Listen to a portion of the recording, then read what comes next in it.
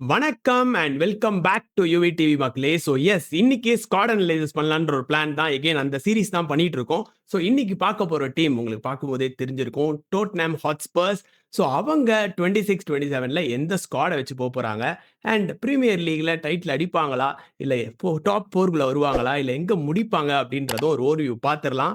But அதுக்கு முன்னாடி மச்சான், இவங்க நிறைய சைனிங்ஸ் பண்ணியிருக்காங்கன்னு கேள்விப்பட்டேன். அண்ட் அதையும் தாண்டி போன சீசன் போன 2 சீசன்ஸா இவங்க கொஞ்சம் கஷ்டப்பட்டிருக்காங்க கரெக்ட்டா? ஸோ நெறைய அப்ஸ், நெறைய டவுன்ஸ் எல்லாமே வந்தது. அண்ட் இவங்களோட டைட்டில் சேலஞ்சஸுமே ஒரு 10 வருஷம் பார்த்தா எப்படி மச்சான் இருக்கு? எப்படி நீ அஸ்யூம் பண்ற இவங்களோட டீம? ஸோ இவங்களுக்கு ஒரு கோல்டன் ஆப்பர்ச்சுனிட்டி இருந்தது மச்சான். 2016-17 சீசன்ல. அப்ப லெஸ்டர் வந்து டைட்டில் அடிச்சிருப்பாங்க. அப்போ வந்து இவங்களுக்கு ஒரு பொன்னான சான்ஸ் அதுதான். இதுவரைக்கும் அவங்க பிரீமியர் லீக்கே அடிச்சது கிடையாது. அந்த சான்ஸ் ஒண்ணு கிடைச்சிருக்கும். மேபி அதில அடிச்சிருந்தா எனக்கு தெரிஞ்சு பயங்கரமா இருந்திருக்கும். பட் லெஸ்டர் அடிச்சிருக்காங்க சூப்பரா. அதில வந்து செகண்ட் அவங்களோட பெஸ்ட் பிளேஸே அதுதான். செகண்ட் ஃபினிஷ் பண்ணியிருக்காங்க. அதுக்கு பார்த்தோன்னா, அதுக்கு அடுத்த சீசனே இன்னும் பயங்கரமா ஆடுனாங்க. அதுலயுமே ஒரு 3 ஃபினிஷ் எடுத்திருப்பாங்க. ஸோ அந்த 2 சீசன் ரொம்ப கோல்டன் ஆப்பர்ச்சுனிட்டியா இருந்தது. அங்க மிஸ் அவுட் பண்ணாங்க. அதுக்கப்புறம் பார்த்தோன்னா, அப்படியே ஒரு டாப் 4, டாப் 5 அப்புறம் போக போக லாஸ்ட் 2 சீசன் பார்த்தோன்னா, எனக்கு தெரிஞ்சு கிட்டத்தட்ட பாட்டம்ல முடிச்சாங்க மச்சான். 17த் பிளேஸு. அதுக்கு கீழ பார்த்தோன்னா 3 ரெலகேஷன் டீம் தான் இருந்தாங்க. ஸோ போன வாட்டியுமே ரெலகேஷன் பேட்டில்லாம் இருந்தாங்க வெஸ்ட் ஹாம் கூட. ஸோ பயங்கரமா போயிட்டு இருந்தது அதுவுமே. டீமே எப்படி சொல்றது, ஒரு நிலை குலைஞ்சு போயிருச்சு அப்படின்னே சொல்லலாம். நெறைய மேனேஜர்ஸ மாத்திட்டு இருந்தாங்க. சிப்பன்னு எப்படி சொல்றது, அந்த இவர் இருந்தாரு, போச்சட்டினோ இருந்தாரு. அவரையே பேக் பண்ணி இவங்க வச்சிருந்தாங்கன்னா, மேபி டாப் 4 இல்ல ஒரு டைட்டில் எங்கனா சிப் இன் பண்ணியிருக்கலாமான்னு கூட பார்த்துருந்துருக்கலாம். ஏன்னா நல்ல மேனேஜர், அவருக்கு தெரியும். இப்போ யுஎஸ்ஏல இருக்காரு அவரு. யுஎஸ்ஏ டீம நம்ம வேர்ல்டு கப்லயும் பார்த்தோம், நல்லா பண்ணியிருந்தாங்க யுஎஸ்ஏ. ஸோ அந்த மாரி டீம மேனேஜ் பண்றாரு. ஆனா இவங்க வந்து போஸ்டோகோக்லு அப்படி இப்படின்னு ஒரு நெறைய மேனேஜர்ஸ மாத்தி ஒருத்தர கரெக்ட்டா பேக் பண்ணாம டீமே ஒரு மாரி நிலை குலைஞ்சு ஆயிருச்சு மச்சான். கடந்த 2 சீசன் ரொம்ப பேட் சீசன். அப்படிதான் போயிட்டு இருந்தது டோட்டனம்க்கு. நீ என்ன நினைக்கிற அத பத்தி?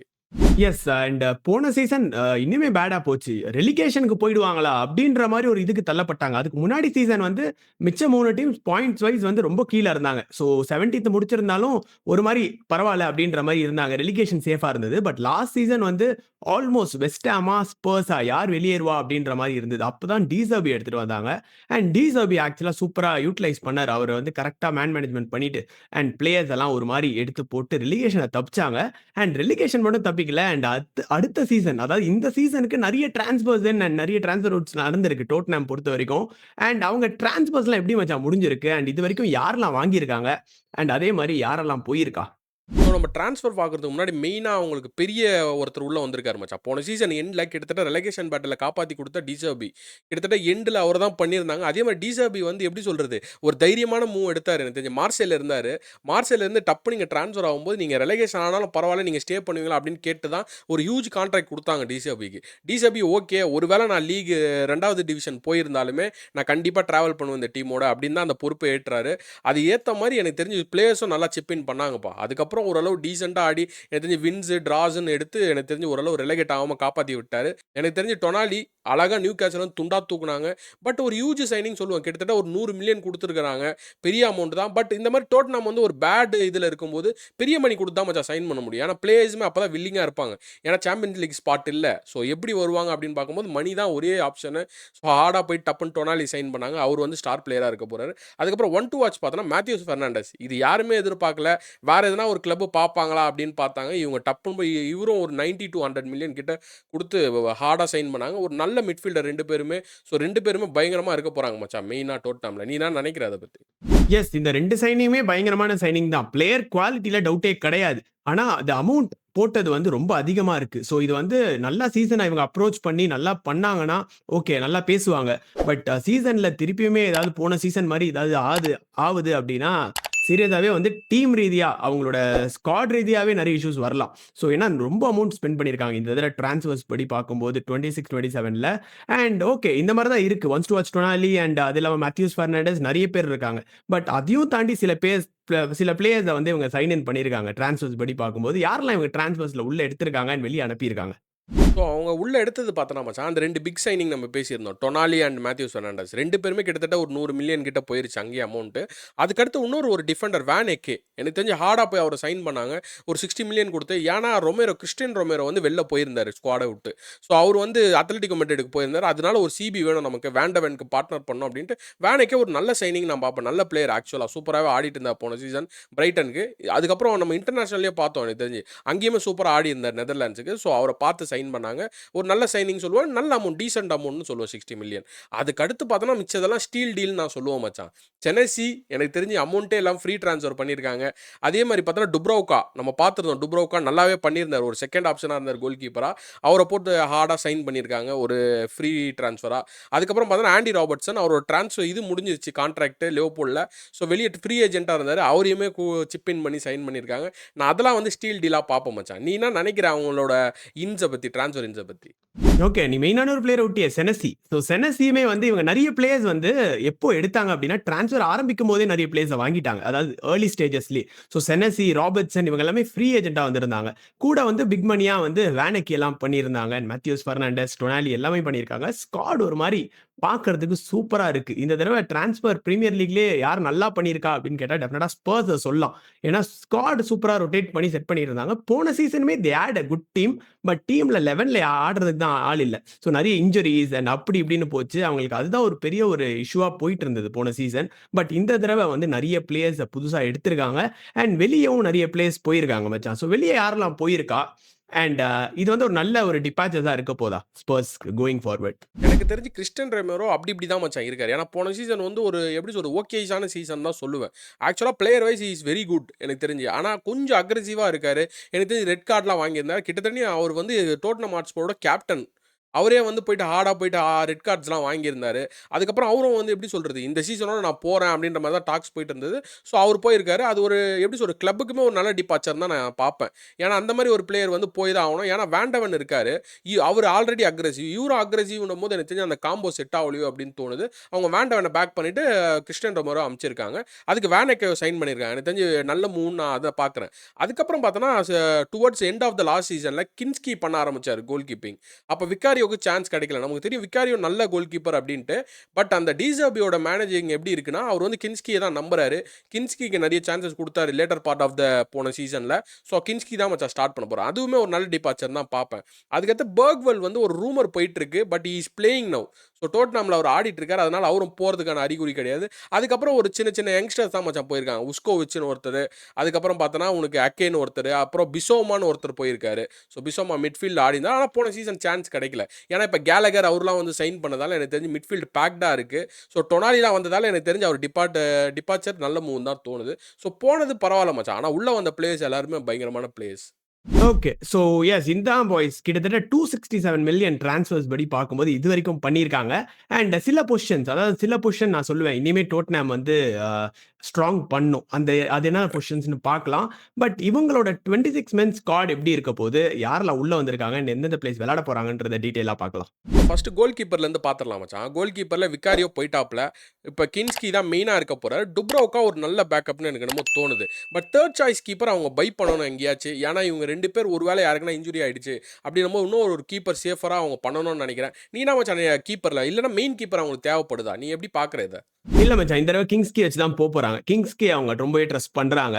So விக்காரியோ is a very good keeper. டவுட்டே கிடையாது. ஆனா விக்காரியோ ஆகட்டும் சரி, கிறிஸ்டியன் ரொமேரோ ஆகட்டும் சரி, கொஞ்சம் நிறைய ஆட்டிட்யூட் இஷ்யூஸ் போன தடவ போச்சு. ஸோ அததான் அவங்க மெயினா வந்து அனுப்பணுன்ற பிளான் பண்ணாங்க. அவங்களுக்கும் பெரிய ஒரு இன்ட்ரெஸ்ட் இல்லாத மாதிரி கரெக்ட். தெரிஞ்சுது. ஸோ அதனால தான் அவங்க கிளம்பிட்டாங்க. அண்ட் அத்லெட்டிகோ மேட்ரிட்க்கு போயிருந்தாரு. அதாவது நம்ம யாரு? ரொமேரோ. அண்ட் கிங்ஸ்கி தான் இருக்க போறாரு மச்சான். நல்ல கீப்பரா தான் பார்க்குறாங்க அவங்க கோயிங் ஃபார்வர்ட். அண்ட் டுப்ரோவ்கா இருக்காரு. அண்ட் மேபி நீ சொன்ன மாதிரி தேர்ட் சாய்ஸ் அதாவது கீப்பர் இருப்பாங்க. யங்ஸ்டர்ஸ் யாராவது அவங்கள வச்சு பிச்சின் பண்ணிப்பாங்க. அண்ட் இவங்களோட டிஃபெண்டர்ஸ் தான் இம்பார்ட்டன்ட் விஷயமா இருக்கு. டிஃபெண்டர்ஸ்ல யாரெல்லாம் வந்திருக்கா? அண்ட் அவங்களோட டிஃபெண்டர்ஸ் லைனப் எப்படி இருக்கு?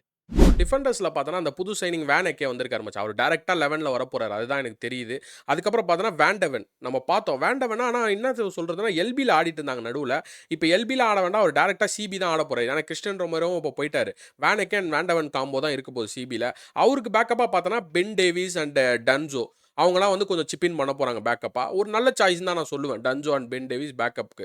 அதுக்கப்புறம் பார்த்தோன்னா எனக்கு தெரிஞ்சு ரைட் பேக்கில் பெட்ரோ போரோ இருக்காரு. ஒரு பயங்கரமான பிளேயர். நம்ம பார்த்தோம் ஸ்பெயினுக்கு எப்படி பண்ணாருன்ட்டு.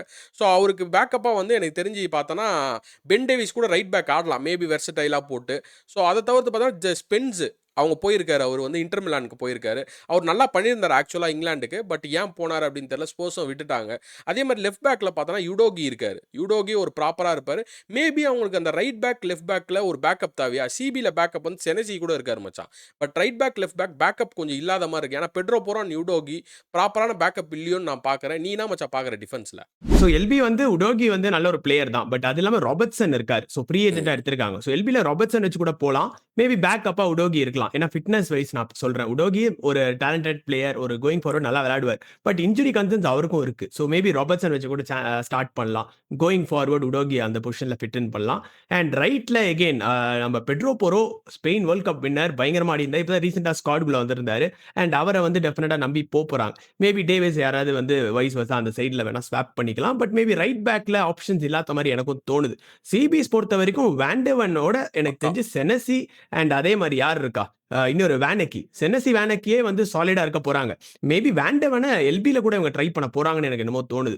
ஸோ செனசி வந்து ஒரு ப்ராப்பர் டிஃபெண்டரா இருக்க போறாரு. கொஞ்சம் ஹைட் ஷார்ட் தான். பட் ஆனா ஒரு இன்டெலிஜென்ஸ் இருக்கு செனசி கிட்ட. அண்ட் அதே மாதிரி வேனக்கியுமே வந்து ஒரு ப்ராப்பர் டிஃபெண்டர் தான். ஸோ இவங்க 2 பேர் பேரிங்கும் கோயிங் ஃபார்வர்ட் பார்க்கலாம் நம்ப. வேண்டிவனும் இருக்க போறாரு. ஸோ இவங்களுக்குள்ள மாத்தி மாத்தி ஸ்வாப் பண்ணி தான் விளையாட போறாங்கன்னு தோணுது. அண்ட் ஆல்சோ எஸ் இதான் பாய்ஸ் டிஃபென்ஸ் பொறுத்த வரைக்கும் அப்படியே மிட்ஃபீல்ட் பார்த்துரலாம். ஸோ மிட்ஃபீல்ட்ல எகைன் டொனாலி ஒரு ஹியூஜ் சைனிங்கா எடுத்திருந்தாங்க.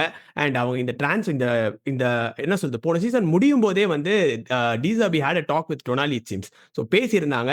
அதனால ஒரு கம்ஃபர்டபுளா நியூ கேசல்ல இருந்து வாங்கிட்டாங்க. ஸ்டார்டிங்கே வாங்கிட்டாங்க. அண்ட் மேத்யூஸ் பெர்னாண்டஸ் ஆகட்டும் கிரே ஒரு நல்ல பொட்டன்ஷியலா பார்க்குறாங்க.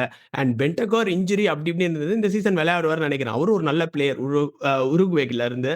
And Matheus Fernandes பர்க்வெல் Swedish player அவரும் நல்லா விளையாடுறாரு. இப்போ ப்ரீ சீசன்ஸ் எல்லாத்துலயுமே விளையாடிட்டு இருந்தாரு.